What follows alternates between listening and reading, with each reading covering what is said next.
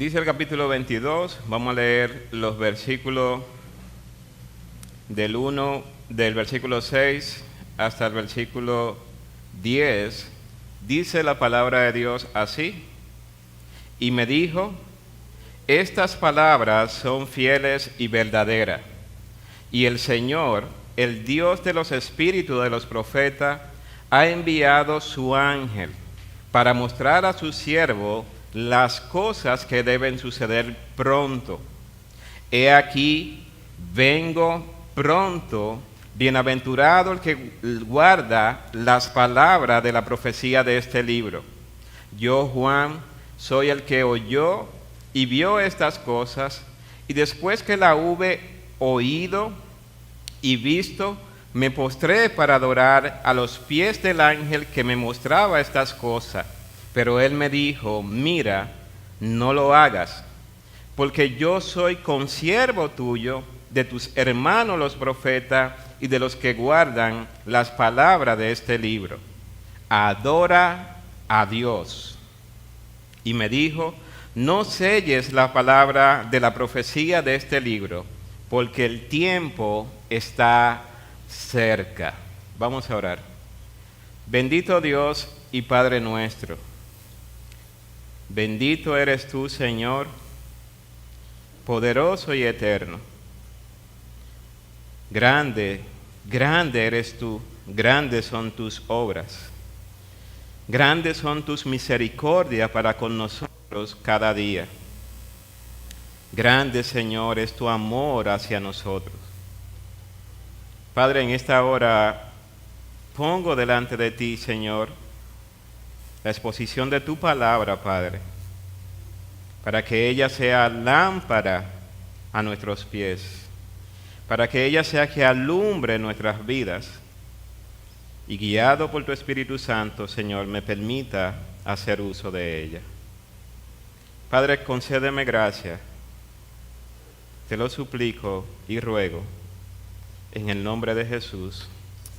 Amén. Bien, el libro de Apocalipsis es un libro que nosotros podemos inmediatamente situarnos donde existen una gran cantidad de símbolos. Y este libro fue escrito por el apóstol Juan, quien es el autor del Evangelio de Juan y de las 3 cartas que llevan su nombre. Juan, como es conocido en los evangelios, ¿verdad?, como el discípulo amado, fue quizás el último de los apóstoles que escribió y que quizás tuvo una permanencia más prolongada, a diferencia de Pedro y de los demás. Juan escribe este libro de Apocalipsis cuando él se encontraba recluido, preso, o más bien en una condición de exiliado, y es que él fue enviado a la isla de Patmos, donde debía permanecer allí con el propósito de que la predicación de la palabra de Dios no continuara siendo esparcida.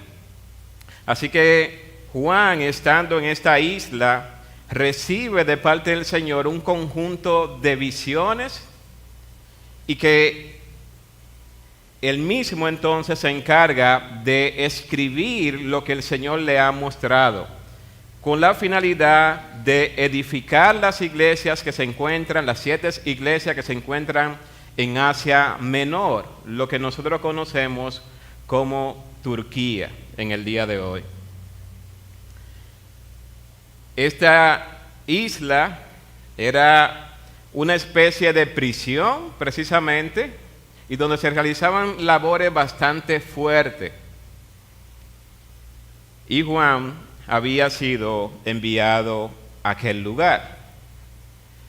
El contexto en el cual he escrito este libro tiene que ver entonces con las dificultades que atravesaban las iglesias que se encontraban en Asia Menor a raíz de la persecución que era sometidas las iglesias. Durante el gobierno de Dominiciano específicamente, cerca del año 91 al año 96 después de Cristo.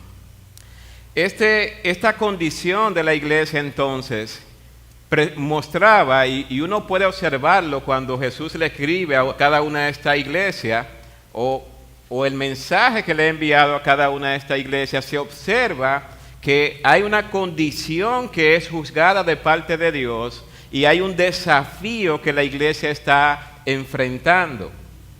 Pero asimismo también el Señor muestra su poder, su misericordia, su bondad hacia estas iglesias que se encuentran sometidas a lo que es la opresión.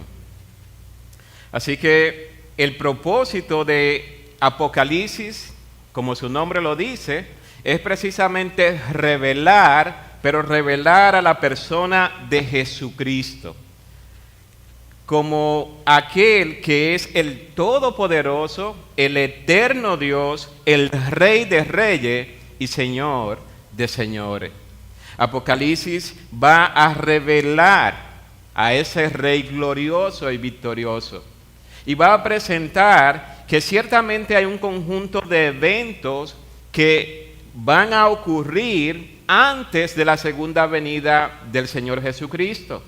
Y sabemos entonces que las dificultades, las guerras y una gran hostilidad hacia el pueblo de Dios son parte de los eventos previos a la venida de Jesucristo.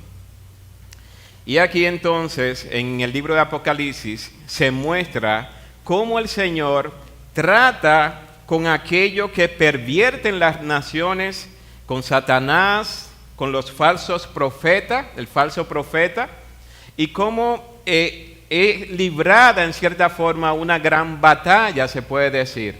Sin embargo, todo esto lo que hace es apuntar hacia la victoria de nuestro Señor y Jesucristo, triunfante sobre el mal y sobre todo aquello que se opone a Dios, a su pueblo y a su palabra. Así que Juan escribe con el propósito de fortalecer a los hermanos ante la opresión a la cual ellos están siendo sometidos, que su fe no decaiga, no mengue, no se vea afectada por las circunstancias a las que son sometidas. Y algo que nosotros podemos ver es ese énfasis en una gran cantidad de simbolismo que se utiliza precisamente para impactar con este mensaje a estas iglesias. Una característica que es distintiva de Apocalipsis es el uso frecuente del número 7. Por ejemplo, esta palabra aparece unas 52 veces y habla de 7 bienaventuranzas, 7 iglesias, 7 espíritus, 7 candelabros de oro, 7 estrellas, 7 sellos, 7 cuernos y 7 ojos, 7 trompetas, 7 truenos, 7 señales, 7 coronas, 7 plagas, 7 copas de oro, 7 colinas, 7 reyes. Este número simbólicamente es representado como un número de la plenitud. Y precisamente es un libro que está compuesto realmente por un gran simbolismo. Ahora, la manera de ver Apocalipsis es variable. Hay personas que han tomado este libro y han colocado o han hecho algunas interpretaciones de lo que ellos entienden que es como nosotros debemos ver Apocalipsis. Uno de ellos tiene que ver con un enfoque preterista, donde la interpretación de Apocalipsis como una descripción de los acontecimientos del primer siglo en el Imperio Romano. Esta es una posición que presenta en cierta forma deficiencia en muchos sentidos de la palabra, porque no muestra entonces los aspectos proféticos que son mencionados en este libro. Otra de los enfoques es un enfoque historicista, es decir, histórico específicamente, donde Apocalipsis es visto como con una panorama histórica de la iglesia desde el tiempo de los apóstoles hasta llegar al presente. Sin embargo, esto también pone a un lado las profecías que son presentadas en este libro. Y hay un enfoque también que es idealista, el cual interpreta como una muestra eterna de la lucha cósmica que existe entre las fuerzas del bien y del mal. En esta posición, el libro no contiene, o ella presentaría que no tiene un valor histórico entonces.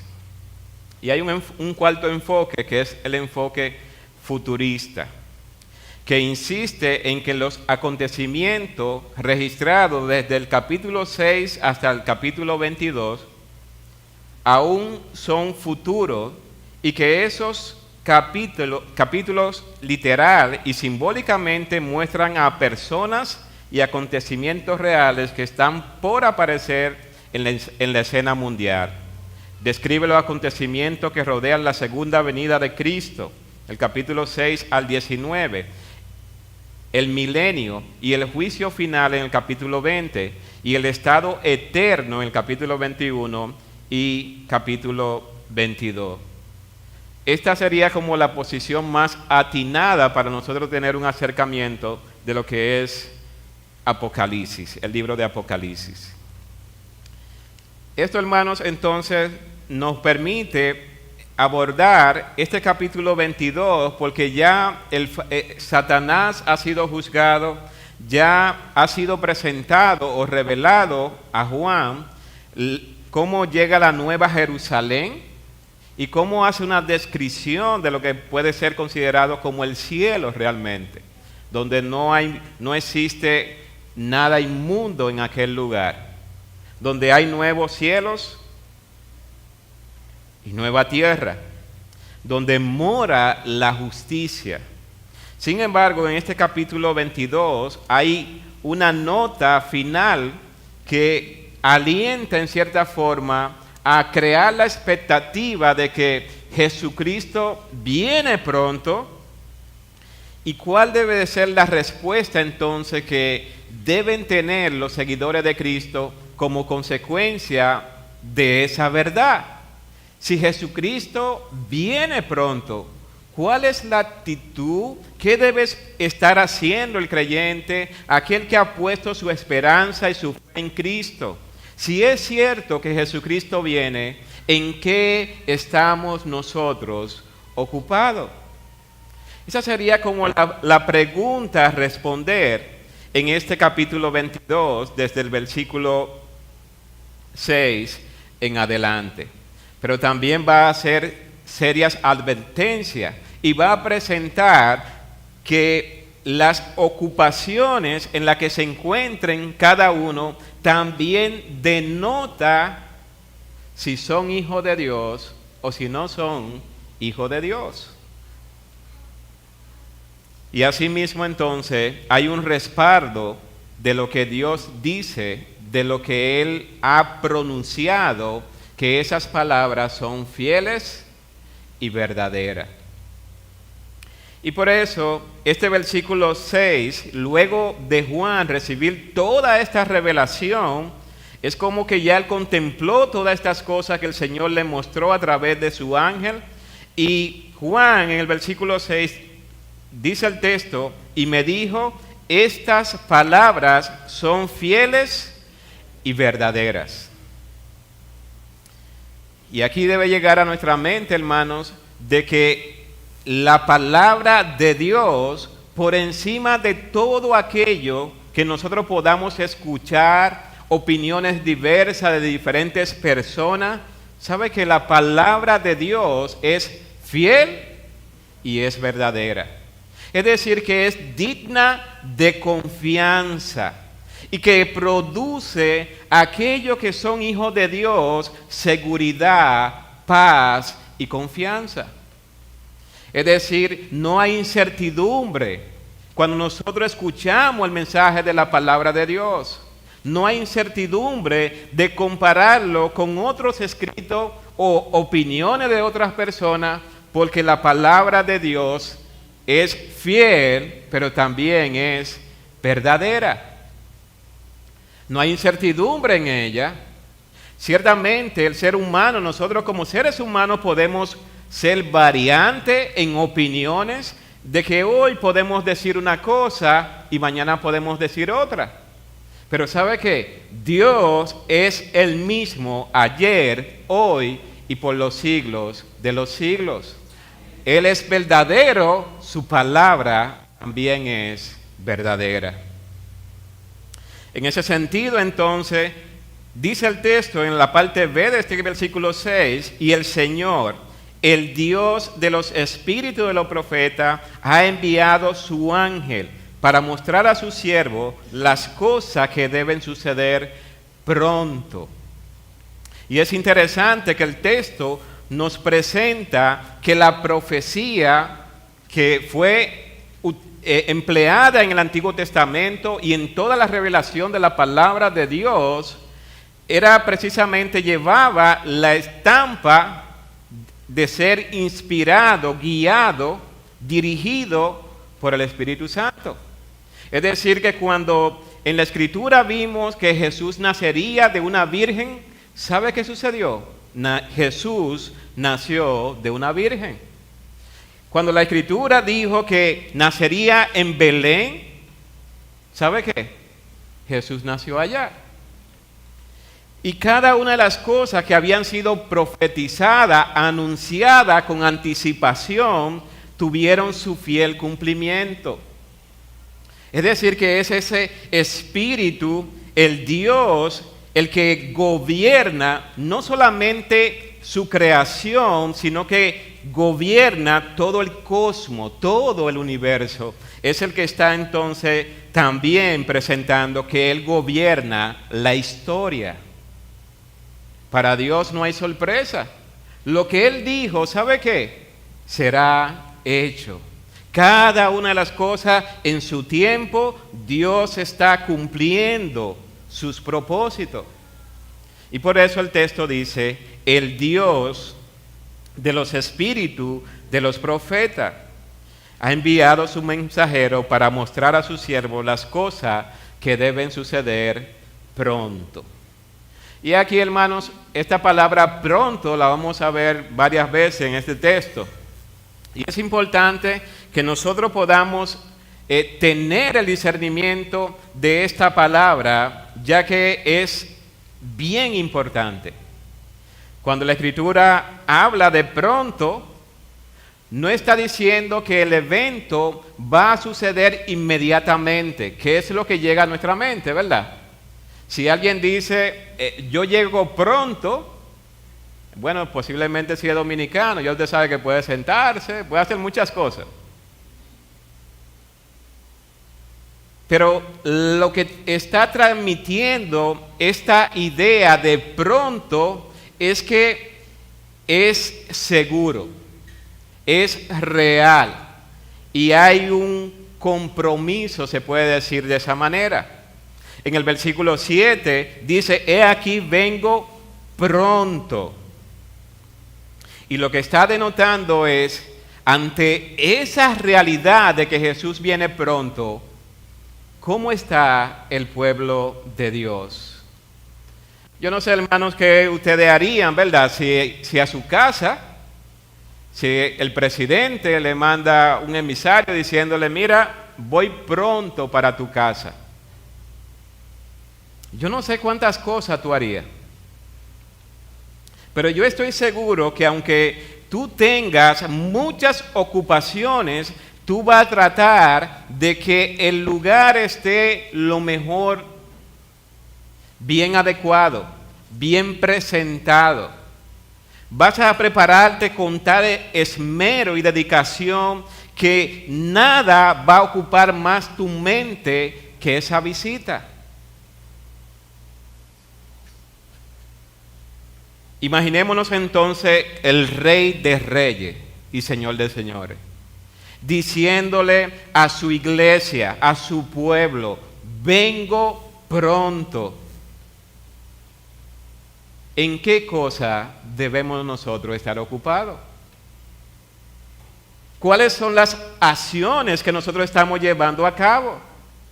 ¿Cuáles son las ocupaciones que denotan en todo nuestro ser que estamos esperando a nuestro bendito Señor y Salvador? Así que el texto lo que dice, hablando allí Jesús, dice: he aquí. Esto es seguro. ¿Sabe qué? Vengo pronto. Y allí entonces inmediatamente hay una bienaventuranza. Dice: bienaventurado el que guarda las palabras de la profecía de este libro.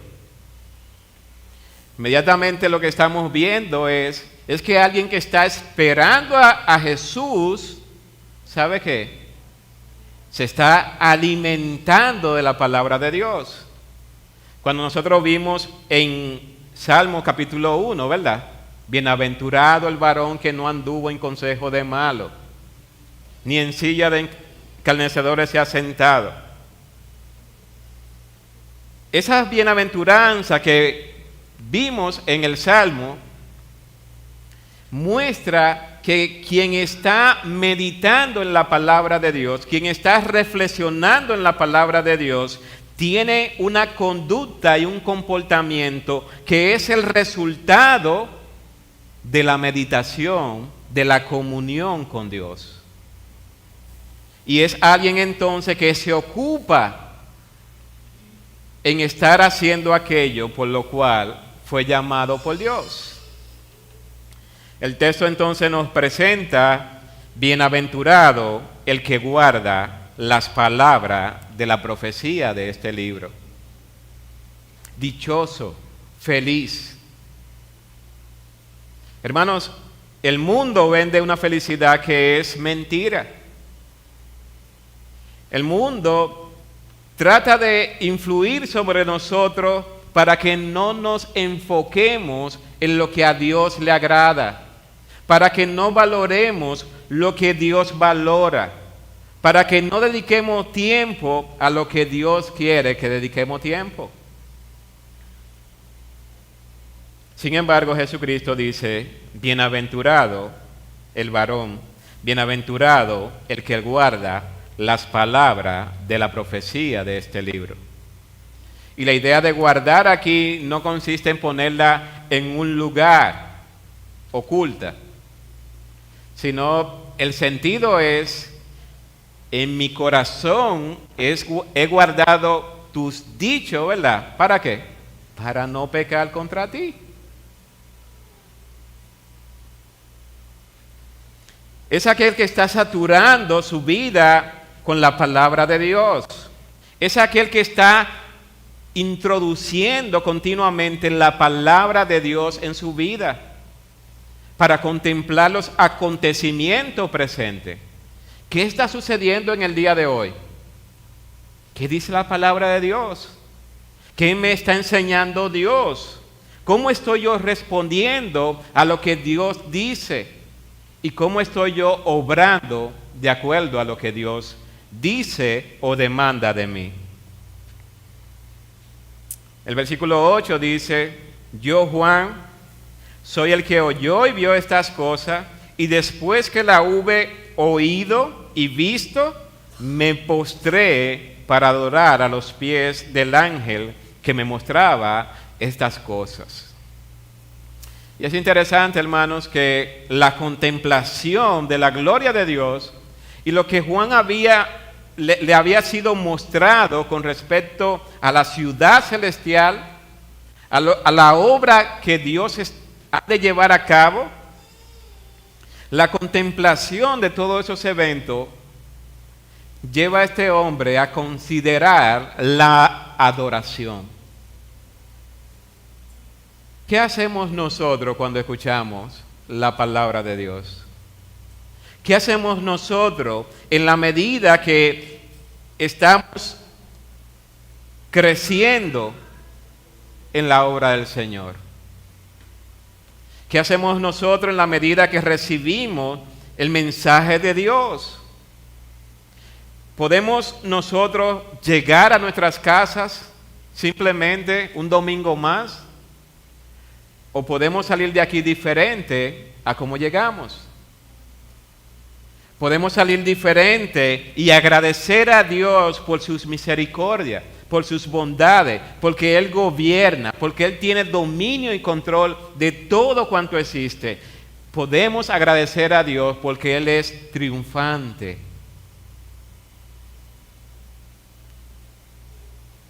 Y Juan, al contemplar todas estas cosas, erróneamente intentó adorar al mensajero y no a quien envió el mensaje. Y es interesante, hermanos, porque el versículo 9, nosotros vemos entonces cuál es la reacción de este ángel cuando ve que Juan se va a postrar a adorarlo. Pero él me dijo, mira, ¿sabe qué? No lo hagas. No lo hagas. Porque yo soy consiervo tuyo, de tus hermanos, los profetas, y de los que guardan las palabras de este libro. Adora a Dios. Qué visión tan clara, hermanos, de cuál es el rol de este mensajero. Qué bien situado está este ángel con respecto a aquel que es el único que merece pleitesía, adoración, solamente Dios. Y esto tiene que traer a nuestras mentes también qué sucede con nosotros. Cuando nosotros instruimos a alguien en la palabra de Dios, no es para que nos adore a nosotros, no es para que nos sirvan con pleitesía, es para que adoren a Dios. Dios es el único que merece adoración. Él es digno de toda la adoración. Sin embargo, este ángel también se coloca a la par, en cierta forma, de aquellos que sirven a Dios. Cuando le dice, porque yo soy consiervo tuyo. Hermanos, y esto nosotros sabemos que jerárquicamente los ángeles son superiores a los hombres. Sin embargo, en la ocupación de llevar el mensaje de Dios, este ángel está diciendo que es un consiervo, es alguien que está al lado, que es un servidor, así como el hombre y la mujer que decide servir a Dios y obedecer su palabra. Él le dice, yo soy consiervo tuyo y de tus hermanos, los profetas. Y eso, hermanos, nos permite a nosotros ver que la familia de la fe es una familia amplia. Todo aquel que ha aceptado a Cristo como Señor y Salvador es parte de esa gran familia. Y él lo presenta entonces que esos hombres de todas las edades que hablaron de parte de Dios, él lo contempla como hermanos. Y de tus hermanos, los profetas. Y también dice, y de los que guardan las palabras de este libro. Es decir, hermanos, que este ángel evidentemente está bien situado. Bien situado. Todo aquel que guarda, todo aquel que atesora la palabra de Dios y vive para Dios en obediencia y anda y camina como Dios quiere que ande, ¿sabe qué? Es parte de la familia de Dios.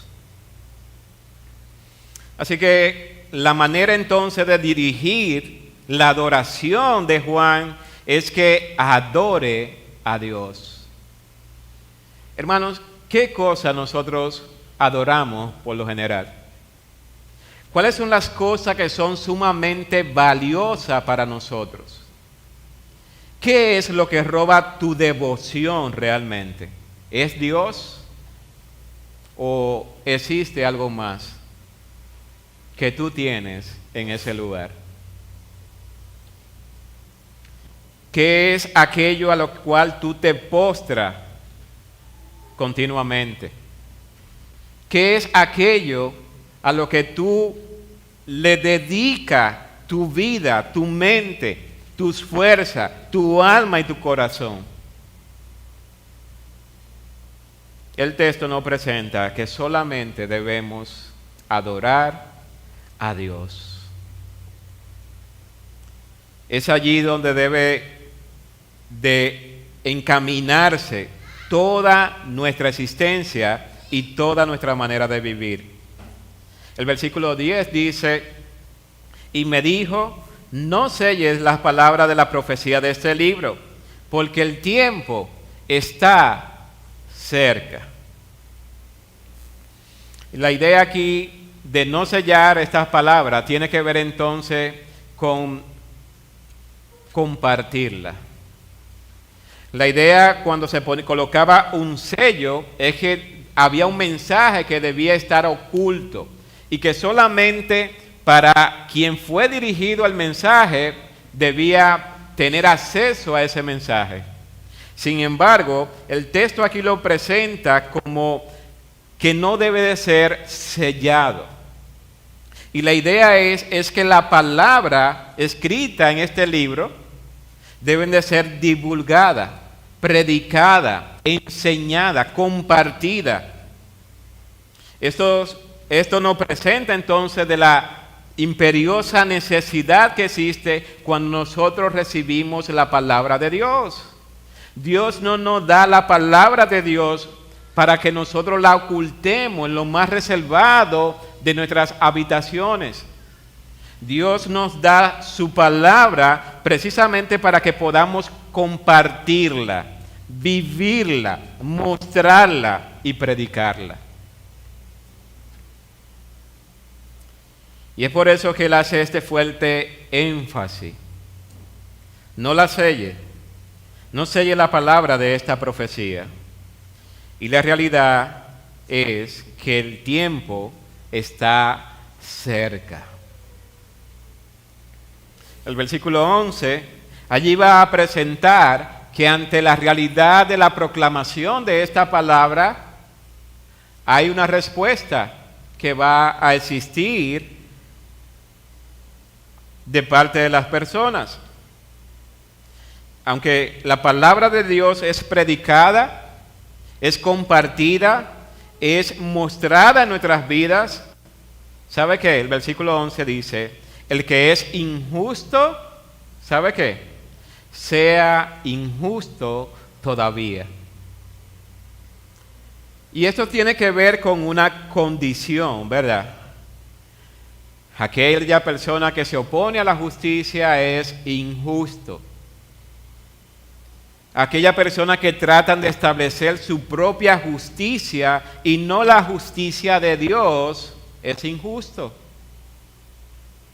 Aquella persona que se hacen sabio a sí mismo, entendiendo que son más sabios que Dios y pretenden establecer su propia justicia o sus parámetros de valores. Y el texto presenta que aquellos que están entenebrecidos, envanecidos, ¿sabe qué? Van a seguir estando envanecidos. Las personas cuando ven las señales, los eventos, los acontecimientos, en lugar de buscar a Dios arrepentirse y humillarse delante de la poderosa mano de Dios, ¿sabe qué hacen? Llenan su corazón de soberbia y se creen más justos que Dios. Se creen más justos que Dios. Así que el texto dice, y el que es injusto, ¿sabe qué? Siga en su práctica natural. Siga su camino. No se preocupe. Siga viviendo una vida de injusticia. No se preocupe por nada. Y también dice el texto, y el que es inmundo, aquel que está contaminado por las cosas de este mundo, de este sistema, ¿sabe qué? Sea inmundo todavía. La persona que saturado por las cosas del mundo, los deseos de los ojos, la vanagloria de la vida, los deseos de la carne, aquella persona que está inundada de estas cosas, sigan su camino, no se preocupen. Continúen dando rienda suelta a sus deseos y a sus pasiones. Sigan por ese mismo camino. No te preocupes. Sigue haciendo lo que tú has entendido que debes hacer y no lo que Dios dice. Sigue ahí. No doble. El texto entonces es una protesta. En cierta forma, que a pesar de ver lo que Dios hizo, lo que Dios está haciendo y lo que Dios hará, la persona escucha el mensaje de la palabra de Dios y simplemente endurecen sus corazones. Ellos piensan que tienen una escapatoria diferente a lo que la palabra de Dios dice. Ellos piensan que pueden llegar a tener comunión con Dios sin arrepentimiento. Ellos piensan en sus mentes entenebrecidas de que podrán algún día poder reclamarle algo a Dios. Sin embargo, ya Apocalipsis capítulo 20 presenta que el que no fue hallado inscrito en el libro de la vida, ¿sabe qué? Fue lanzado al lago de fuego.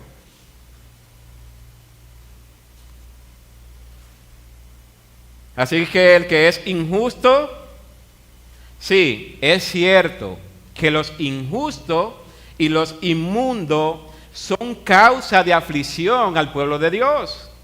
Cada vez que nosotros injustamente somos dañados, ofendidos, humillados, cada vez que nosotros somos librados de la justicia y vemos cómo prolifera en nuestra sociedad la corrupción, es cierto, todo eso causa aflicción.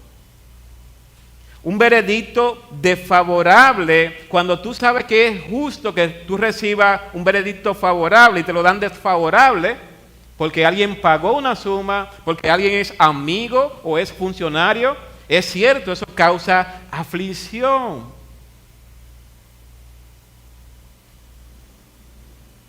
Pero nosotros estamos también seguros de que Cristo dijo que en el mundo tendremos aflicciones. Pero Apocalipsis nos presenta que aquel que causa aflicción al pueblo de Dios un día será juzgado. Un día va a recibir el justo castigo de la ira de Dios. Un día va a recibir su recompensa. Por eso, la parte C de este texto dice, el que es justo, ¿sabe qué? Practique la justicia. Tú eres justo. Tú has aceptado a Cristo como Señor y Salvador. La práctica de una vida injusta no te queda. Hacer injusticia no es la naturaleza de aquellos que han aceptado a Cristo como Señor y Salvador. La búsqueda de venganza no es parte de aquello que hacen justicia. El que es justo continúa practicando la justicia todavía. Y es interesante, hermanos, porque en la sociedad nosotros vemos que las personas, cuando uno hace la cosa bien para agradar a Dios, entonces despierta rencilla, hostilidad. Sin embargo, la Escritura nos presenta que nosotros debemos practicar la justicia. Debemos amar a nuestro prójimo como a nosotros mismos. Debemos perdonar a aquellos que nos ofenden. Debemos dar la milla extra. Debemos estar ejercitando nuestra vida en justicia. Y esto resulta un poco difícil, hermano. Porque tú amar a aquellas personas que son difíciles de amar, tú orar por aquellos que te hacen daño, tú ayudar a alguien que te produce aflicción. Pero la Escritura nos dice que esas palabras son fieles y verdaderas. Debemos seguir practicando la justicia. Dice el texto, y el que es santo, ¿sabe qué? Santifíquese todavía. La consumación de nuestro cuerpo glorificado estará cuando estemos en presencia del Señor, cuando Él venga. Mientras tanto, nosotros estamos aquí precisamente para santificar nuestra vida continuamente, en toda nuestra manera de vivir, separado de la influencia del mundo. Que la influencia de los hijos de Dios no es la influencia del mundo. Hermanos, esa es una realidad que nosotros debemos creer. ¿Cómo yo me estoy santificando día a día? ¿De qué manera yo puedo notar que el mundo está tratando de influenciar en mi vida a través de diferentes circunstancias, a través de diferentes situaciones? ¿Cómo yo puedo identificar eso?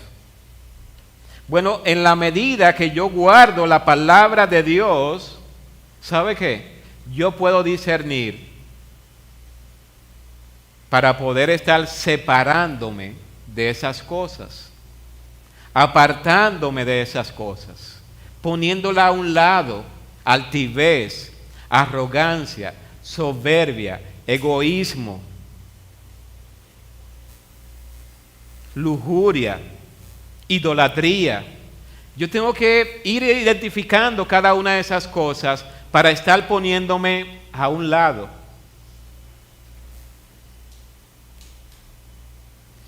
¿Sabe que el que es santo debe practicar también la santidad? Este no es un concepto romántico que suena bonito. Eso debe de existir como una realidad de nuestras vidas. Cristo viene pronto. Santifiquémonos todavía. Practiquemos la justicia y vivamos en santidad. El versículo 12, una vez más, el Señor dice, he aquí, yo vengo pronto, y mi galardón conmigo, para recompensar a cada uno según sea su obra. Jesús, una vez más, dice que Él viene pronto. Y es interesante que eso debe crear una expectativa en nuestras vidas. Eso debe ponernos a nosotros en alerta. Mi Señor viene pronto. Debo priorizar las cosas.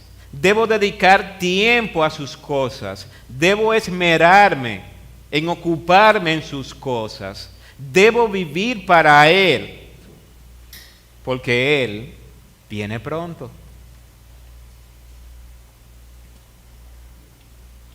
El texto allí nos presenta que viene también con recompensa. Dice, y mi galardón conmigo. Hermanos, la venida del Señor debe crear una gran expectativa en nosotros, pero no hay nada mayor que Él mismo. Él es la perla de gran precio. Él es el todo que nosotros necesitamos. Su venida debe crear en nosotros grandes expectativas, pero nada será comparable al estar en la presencia del Rey de Reyes y Señor de Señores. Nada se puede comparar con ello. Y aún así, la Escritura nos dice que Él va a recompensar a cada uno según sea su obra. Allí hay un texto en Corintios que nos presenta esa realidad, que nuestras obras van a ser probadas por el fuego. La obra que cada uno de nosotros está llevando a cabo va a ser probada. Y si alguno ofrece, ¿verdad?, paja o hojarasca, ¿sabe qué? Todo eso se quema. Así que ante esa realidad, ¿qué tipo de obra tú estás haciendo? ¿En qué tú estás concentrando tus esfuerzos ante la realidad de que Cristo viene? ¿Qué tipo de recompensa tú crees que vas a tener cuando Cristo venga?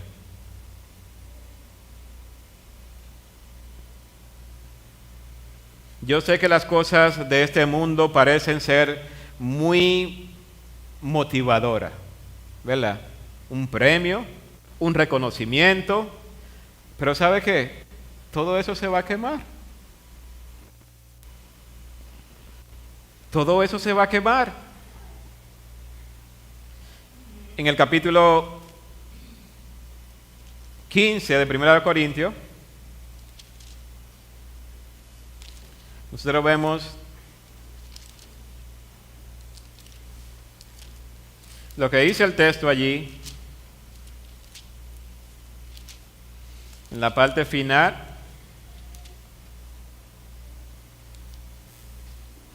Dice el versículo 58, así que, hermanos míos, amados, estad firmes y constantes, creciendo en la obra del Señor siempre, sabiendo que vuestro trabajo en el Señor, ¿sabe qué?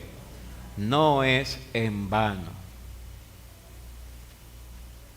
Aunque tú no seas reconocido en esta tierra, y ese no debe de ser la motivación que nos lleva a nosotros, debe de ser la motivación que nos lleva a nosotros a obrar, es decir, yo no debo trabajar en esta tierra pensando que los hombres me van a recompensar.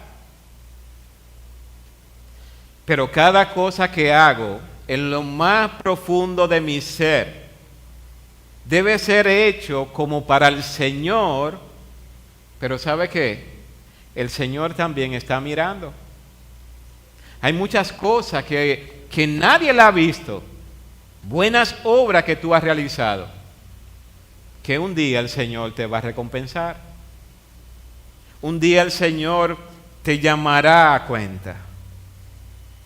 Y quizá aquello que tú hiciste para el Señor, glorificándolo a Él, que no fue visto por los hombres, es lo que te va a dar el mayor galardón. Es por eso que nosotros no podemos minimizar lo que nosotros hacemos para el Señor.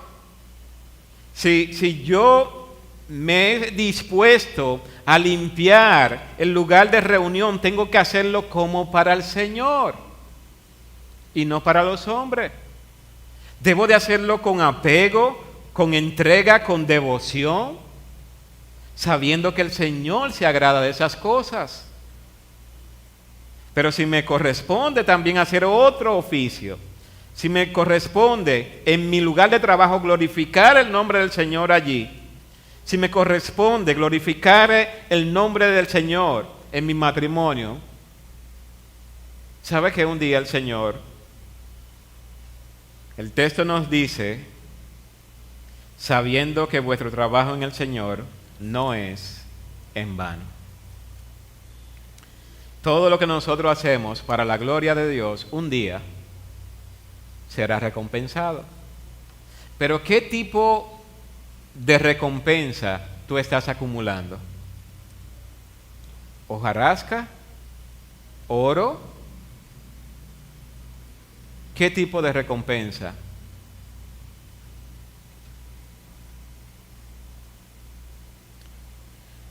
El texto entonces, el versículo 13 dice, yo soy el alfa y la omega, el principio y el fin, el primero y el último.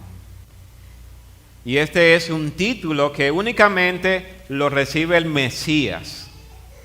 Hablando allí del alfabeto griego, ¿verdad? El alfa y la omega, pero allí dice también el principio de todas las cosas y el fin de todas las cosas, donde todo fue creado por Él y para Él. Él es el todopoderoso, el eterno Dios, el soberano de los cielos y de la tierra. Dice el versículo 14, otra bienaventuranza. Bienaventurados los que lavan sus ropas para tener derecho al árbol de la vida y para entrar por las puertas en la ciudad. Aquí presenta dos aspectos que hay que tomar en cuenta. En el jardín del Edén, en Génesis, capítulo 2, verso 9, ¿verdad? Ese árbol de la vida fue ocultado del hombre para que luego que pecó no comiera de él. Sin embargo, en esta ocasión es presentado como que tenemos acceso a este árbol de la vida. Y lo otro que dice, y para entrar por las puertas en la ciudad, la idea es que solamente los ciudadanos de los cielos entran por las puertas. Aquellos que han lavado sus ropas, aquellos que han sido ganados por el triunfo de Cristo sobre el pecado. Bienaventurados los que lavan sus ropas. Hermanos, la palabra de Dios es una espada. Traspasa nuestro ser. Es un espejo en el cual debemos contemplarnos. Y al contemplarnos en la palabra de Dios, la idea es que veamos la necesidad de arrepentimiento, pero también de despojarnos de aquellas cosas que impiden que podamos vivir para Dios, con limpia conciencia. La idea es que podamos estar siendo perfeccionados por la palabra de Dios.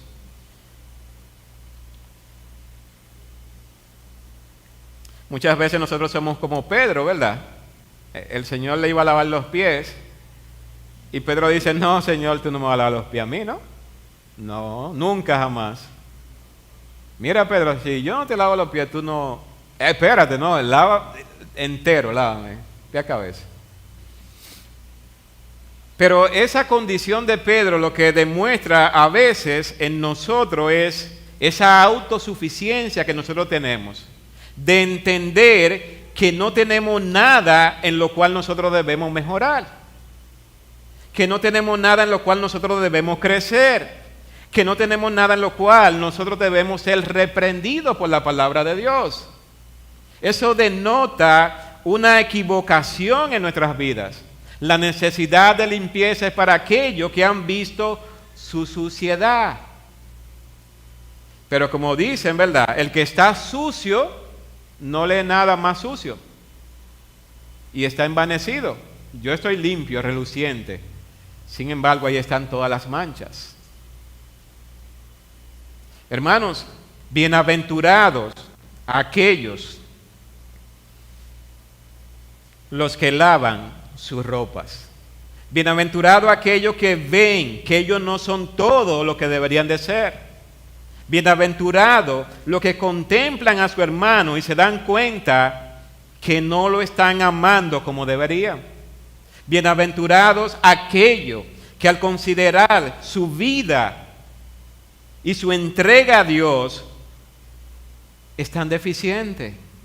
Bienaventurados son aquellos que saben que tienen necesidad de la misericordia de Dios para vivir cada día.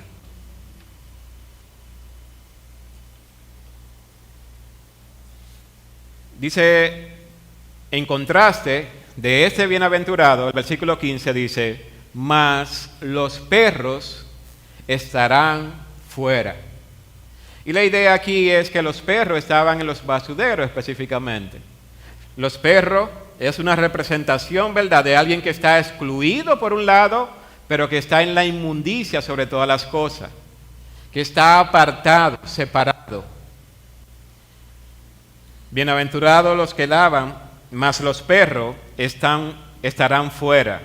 Y los hechiceros, los fornicarios, los homicidas, los idólatras, y todo aquel que ama y hace mentira. En contraste de aquellos que están lavando su ropa, los que están envanecidos, entonces con esta condición, la Escritura lo presenta como aquellos que están apartados, y son aquellos que están sumidos en la hechicería. Son presa de ese sistema maligno que se opone a Dios. Los fornicarios, todo tipo de perversión de índole sexual. Los homicidas. Y no es solamente el que toma un arma para disparar a alguien, sino aquel que en su corazón, ¿verdad?, ha enterrado a muchos. Aquel que su corazón está saturado de maldad hacia su prójimo. Los idólatras, aquellos que valoran cualquier cosa y que rinden pleitesía y viven para eso. Y todo aquello que aman y hacen mentira. La Escritura nos presenta que hay una realidad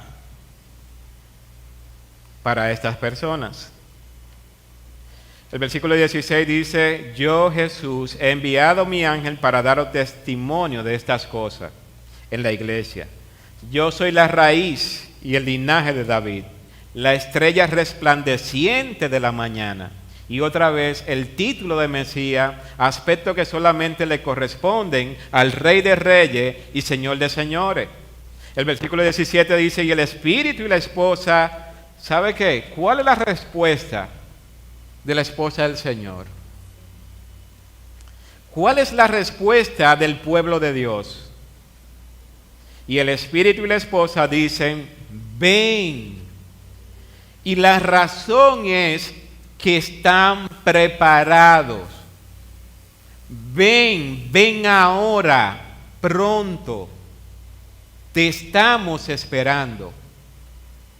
Hemos hecho todo aquello que teníamos que hacer. Ven, Señor.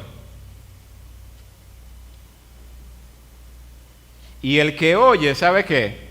Diga, el que está escuchando la palabra de Dios tiene la oportunidad también de decir, de alinear su vida con lo que Dios demanda de nosotros. La idea es, y el que oye no es alguien que es olvidadizo. No es alguien que sabe que tiene que perdonar o que tiene que evitar una vida pecaminosa con la cual está lidiando y decide simplemente decir, voy a seguir en este pecado. No. Es alguien que al escuchar la palabra de Dios y sabe, también se está preparando y también puede decir, ¿sabe qué? Señor, ven. Y el que tiene sed, dice el texto, venga, y el que quiera tome del agua de la vida gratuitamente. solamente tiene que entregarte a Jesús. Solamente tiene que rendir tu vida a Él. Ven a Cristo para que te unas también al pueblo de Dios diciendo, ven Señor Jesús. Y allí están estas palabras de advertencia finales que dicen, yo testifico a todo aquel que oye las palabras de la profecía de este libro. Si alguno añadiere a estas cosas, Dios traerá sobre él las plagas que están escritas en este libro.